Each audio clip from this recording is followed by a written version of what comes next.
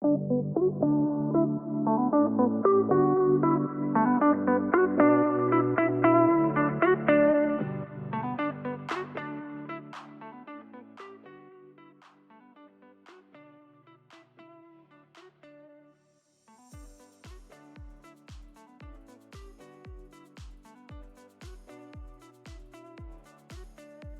we begin, we want to give a content warning that we will be discussing sexual violence and other issues that may be upsetting and triggering. If you need help, please feel free to call our resource line at 888-886-8388 during regular business hours, or the Ohio Sexual Violence Helpline 24/7 at 844-644-6435. Please take care of yourself.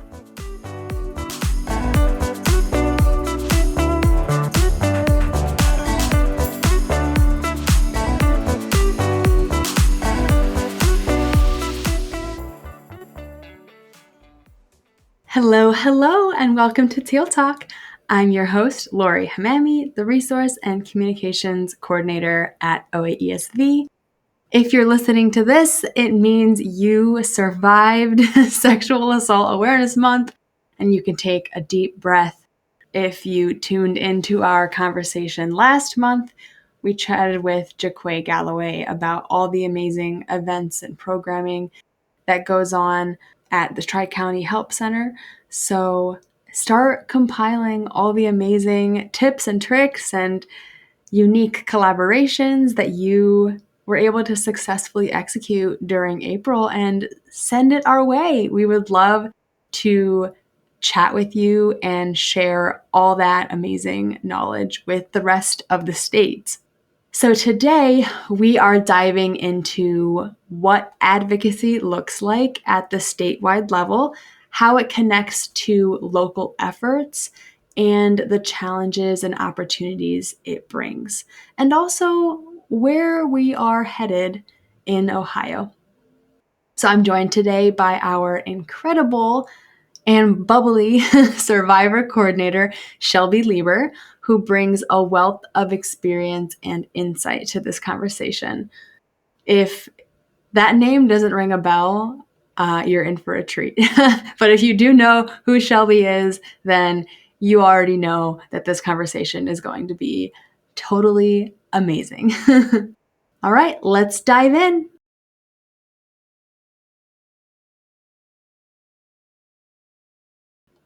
Hi, Shelby. Hi. This is your Teal Talk debut. It is. This is my first one. I'm so excited. Is this your first podcast ever?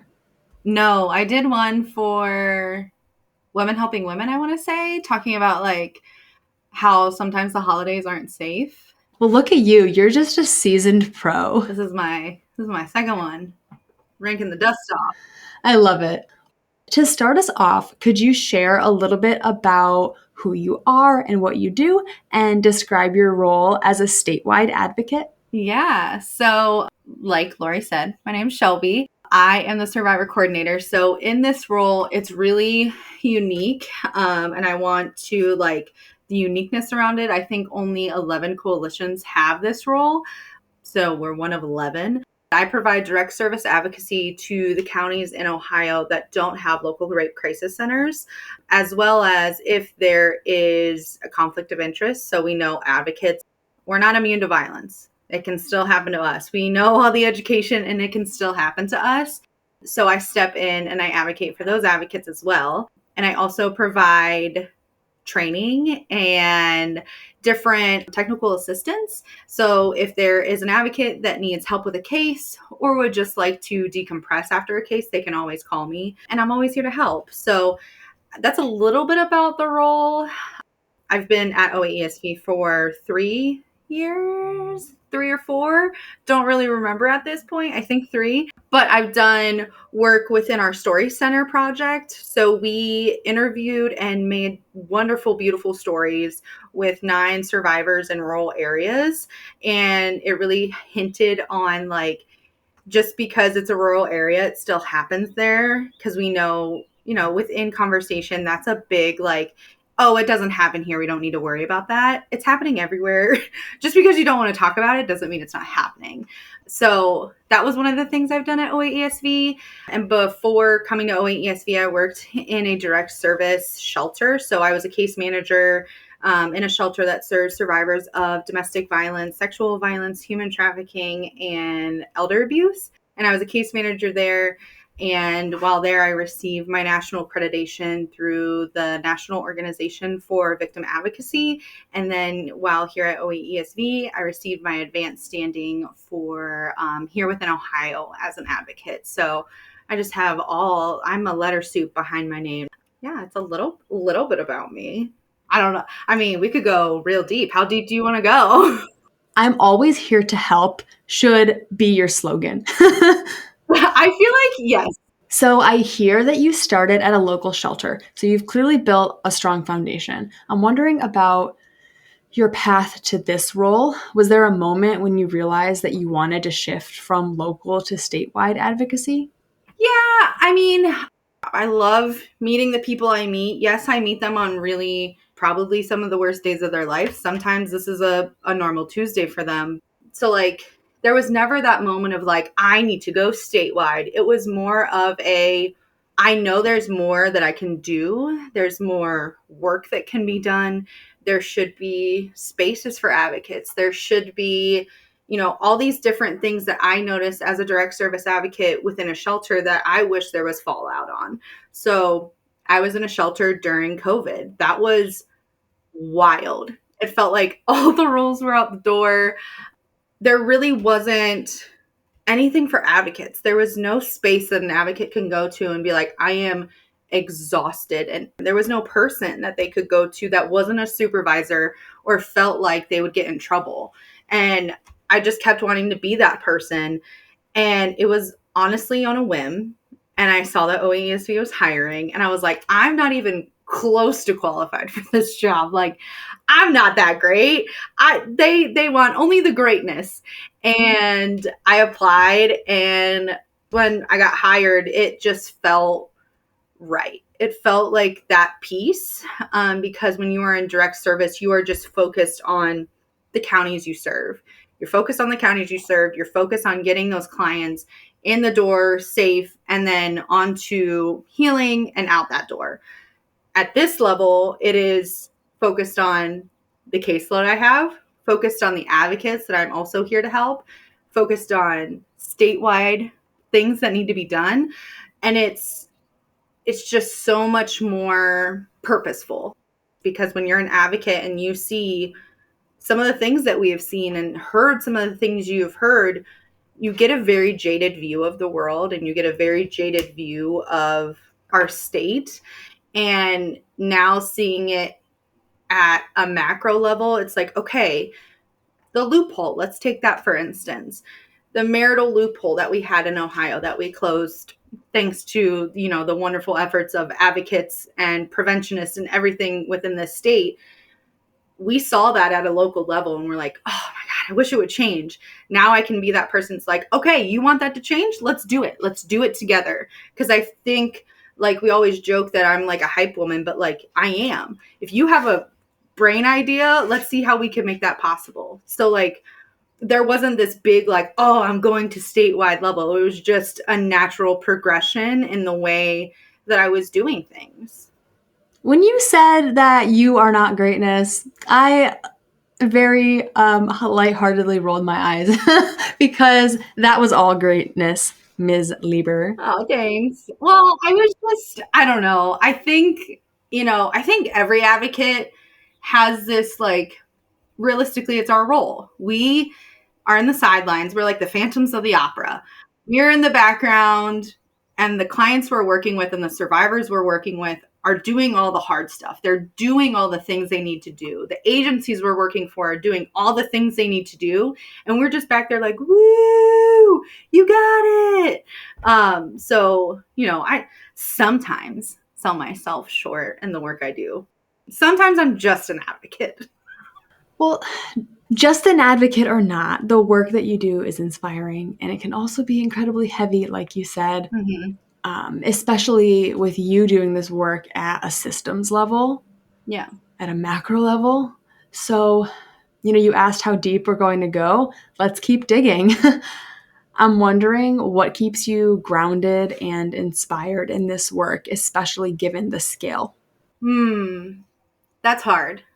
That's a really hard one because there is times where my brain is like feeling like I'm walking up a hill with cement shoes on. I feel like we're not getting anywhere.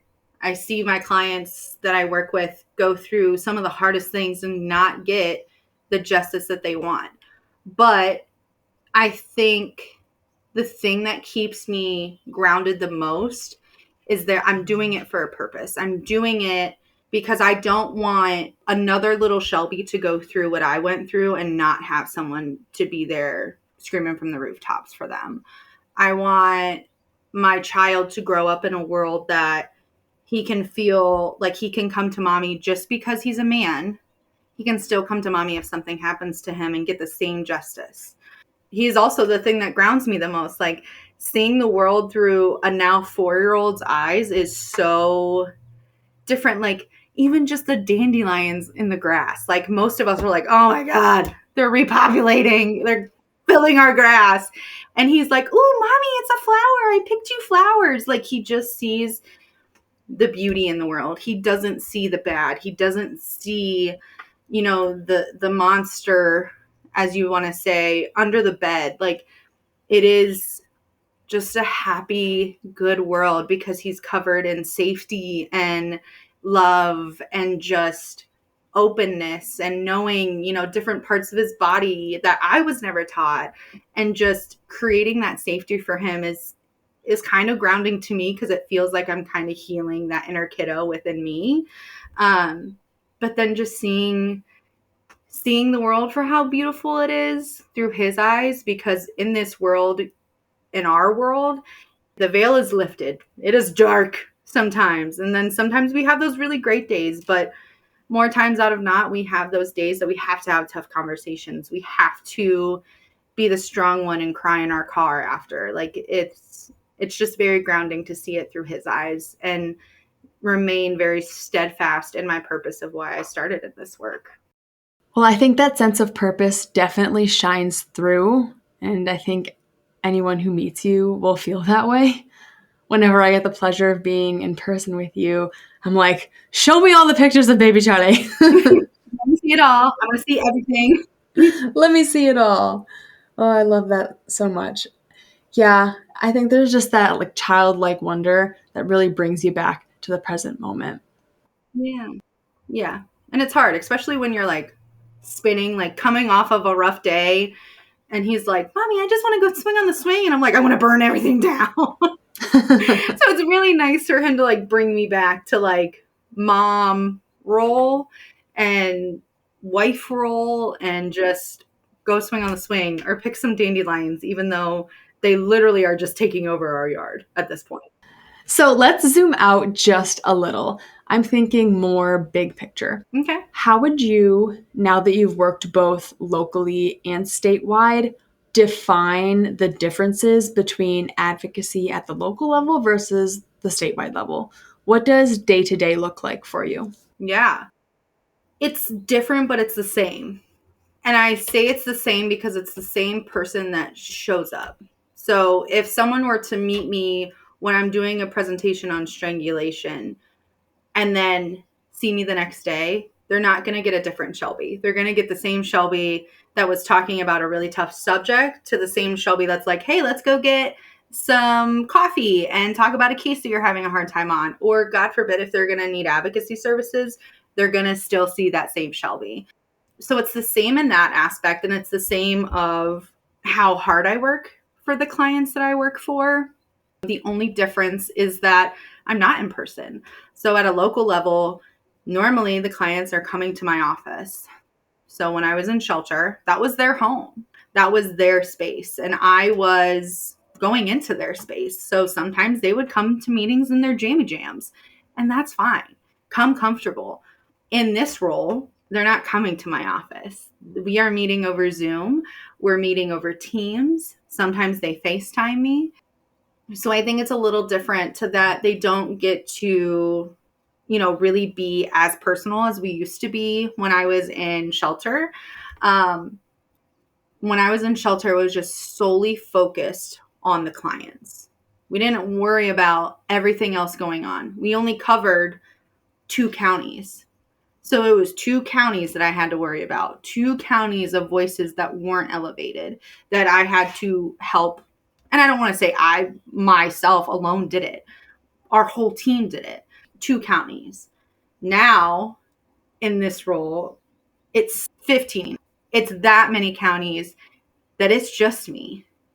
While we have our legal team, we have, all the backing of OAESV, it's just Shelby the advocate that walks into that courtroom. It's just Shelby the advocate that walks into the law enforcement interview or something like that. So it's a little different in that aspect. They are getting Shelby all the time. There's not Shelby's sick, you're going to go see the other case manager. It is Shelby's sick, you're going to have to wait until Shelby's back in. As well as I see how amazing these member agencies are. When you're in your little bubble, you worry about your agency and your counties. When you're at this level, you can see the hard work and the dedication from every advocate at every agency. You see the amazing events that are being put on for Sexual Assault Awareness Month from every agency. You're seeing the advocates that are coming forward and saying, hey, Shelby, I had a great win today. It might not feel like a win to anybody else, but it feels like a win for this case, and it feels like a win for me, and celebrating those people. You get to see survivors come forward and say, if it wasn't for this agency and the work they did, I don't think I would be here. Because let's be honest, it is nice to say that sometimes our work doesn't have weight, but sometimes our work is that line between life and death. And sometimes that is perpetrated by someone else or them themselves, because survivorship is very sometimes lonesome. So seeing survivors come forward after the knowledge they gain from one of our member agencies, it's just like a very refreshing moment to be not feeling so alone in this work. Because I feel like as advocates, we get so siloed into our cases and into our work that we don't see everything else happening around us. So I think it shows the beauty and the community we all have within this at this level of seeing all the work everyone's doing. I would say that's the difference. It's nothing wild and out of this world, because I'm at the state coalition, I can, run around and travel everywhere. No, it's honestly seeing the amazing work other advocates are doing and supporting them in it. Another piece of that too is the technical assistance, where you're not only thinking of the program in which you're working, you're also able to see this really cool bird's eye view of all the programs. And, if one local program is struggling with a certain topic, but another program across the state is excelling, you're like, okay, how can we learn from each other? Yeah. Can you talk a little bit more about the technical assistance side of your role? Yeah. So one of the things that I help and support advocates with is learning about strangulation within sexual violence. It's not a topic that's talked about because it's looked at as strangulation as a domestic violence crime. And we know that's not true. We know that that is not true at all. So that's one of the technical assistance things that I provide is, providing that education and staying up on my education so I can, provide that to other advocates. Another thing is just the different trends in advocacy. I will say since after COVID, during COVID and after COVID, there has been new trends in advocacy. And I'm hoping that's because advocates are going to trainings and they're starting to ask questions. They're starting to be like, oh, hey, I remember I went to this really cool training that this one advocate from the coalition put on about strangulation. And they mentioned their voice being raspy, and this is someone I know, and their voice doesn't sound how it used to. Now I'm going to start asking questions. I'm hoping that that's where we're going with it, and also just taking care of yourself as an advocate is one of the things I really like to talk about, because advocacy culture, we don't really talk about it. We talk about social work, we talk about therapists, we talk about everyone else that is providing these services to survivors. But once again, the advocate is kind of being left in the back of the opera, just floating around. And no one's really checking in on the advocate. No one's really saying, hey, you had a really long call last night. Are you okay? And noticing if the advocate's like, yeah, I'm fine. I'm just going to go do 12 more.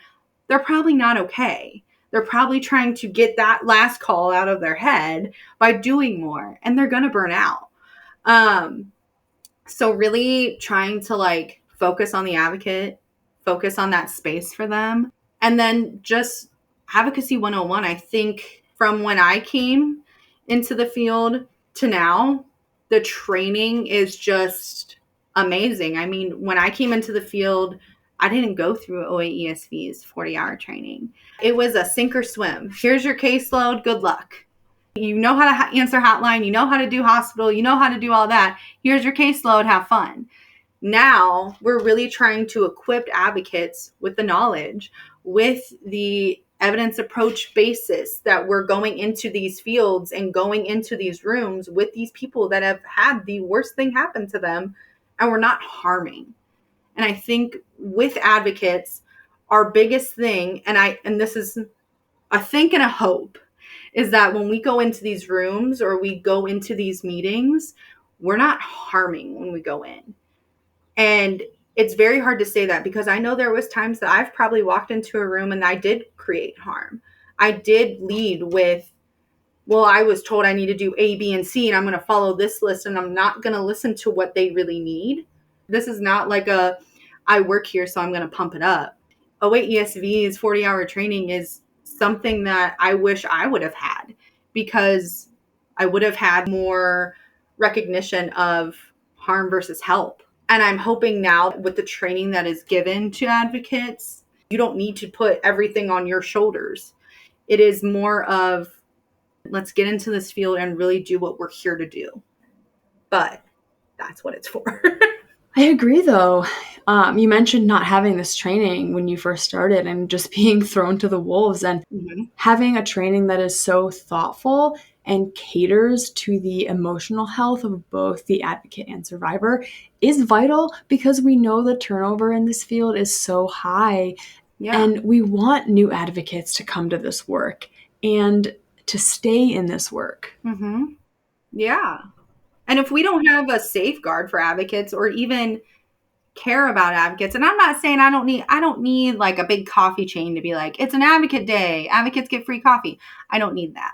I need other agencies to fill into their advocate cups that the advocates are doing for their whole agency.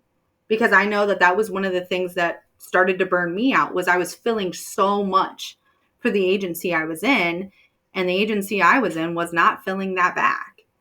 So it was more of okay, I need to fill it myself. But if we can create these spaces that the agency also fills in the advocate's cup, I think we're going to see a change. It sounds like that's your hope for the future of advocacy. Oh my gosh, yeah. Two things I hope for, and it is the wildest thing to say. If you would have told Shelby in college that you are going to work a job that you hope you never have to work again because there is no more sexual violence, college Shelby would have been like, you're wild. Like, that's out of your mind. I'm always going to work. But like, working towards the goal of eradicating sexual violence, it is the most fun thing to say when I'm meeting new people, because I'll be like, yeah, I work a job, but like my role, I wish I didn't have my role. Like, I wish we didn't have to do this, but here we are. And I'm working so that we never have to do this again and we eradicate it. If we can't do that, the hope is that we can at least fill into advocate cups so that people stay within their role. The things that advocates see and hear is hard. And we don't have the, whatever you want to call it, like when a stunt double jumps out of a window and they jump into that big, we don't have that. You gotta be like a cat. If you don't land on your legs, you're getting burnt out and you're out. And like, no one really realizes some of the things that advocates see and hear every day. And then we just have to go home and pretend that we didn't hear what we just heard. That imagery of the stunt double is, I've never heard anything like that before. I think that's really impactful. Yeah, you are the trampoline on the bottom. I'm trying to be the cushion for everybody. Just jump to me. So I'd love to wrap up this conversation with you sharing a little bit about how you stay connected with local advocates and, what spaces have you created, maybe talking about collective calls, things like that. Yeah, you took it right out of my brain. So we have collective calls monthly where we do a spotlight for local agencies. And then we do like a space to where advocates can just come. And I want to say it's every other month. Check our calendar, our training calendar, because you'll see it, the connection spaces. And it's a room that advocates can just come and we can chat. Sometimes there is, specific topics. So we'll talk about like a case, if you need to bring a case forward and chat about it and see if you can just be in community with other advocates and bend from their brain and, see if you can take anything from them. So I would definitely say collective calls. If you see me out at a training, please come up to me. Please come say hi. Let's go get a coffee. Let's eat lunch together. Like, please come say hi. I always tell all my clients and the advocates that have worked with me, I'm like, Kim Possible. Call me, beat me if you want to reach me. Please call me. Please text me. We are in this as a community and we're in this together. So like, utilize me. I'm here for you. And ways that I stay connected with local advocates is I have an advocacy listserv. So if there's a really cool training that comes out, I'll send it to the advocates that are in that listserv and be like, hello, here's a little thing. Or I'll just send like, hey, I know it is the Endo Sexual Assault Awareness Month. Thank you for the work you do. Just little things to remind them that like I'm always here and I'm always cheering them on. Yeah, I think the best way to just get in contact with me or just receive the hype is just call me. I'm here. I'm always here. If I'm not, I'll call you when I'm here. I feel like we should add like a little Kim Possible thing. Yes, I will be adding the sound effect. Please hold. Yes!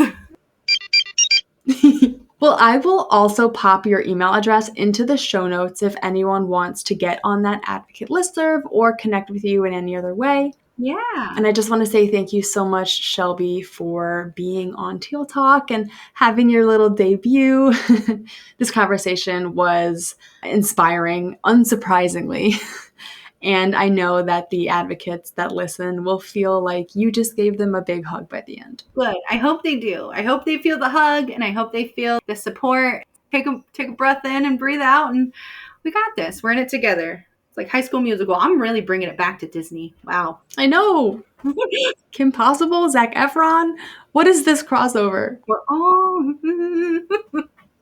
Thank you so much, Shelby, for sharing your experiences and insight with us today. It's clear from this conversation that statewide advocacy plays a critical role in shaping more just and supportive systems for survivors across Ohio. And to our listeners, thank you for being part of this conversation.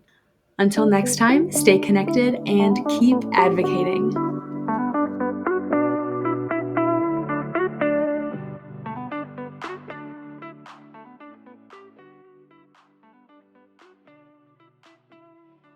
Thanks for listening to Teal Talk. We hope you enjoyed our deep dive into intersectional issues affecting survivors in Ohio.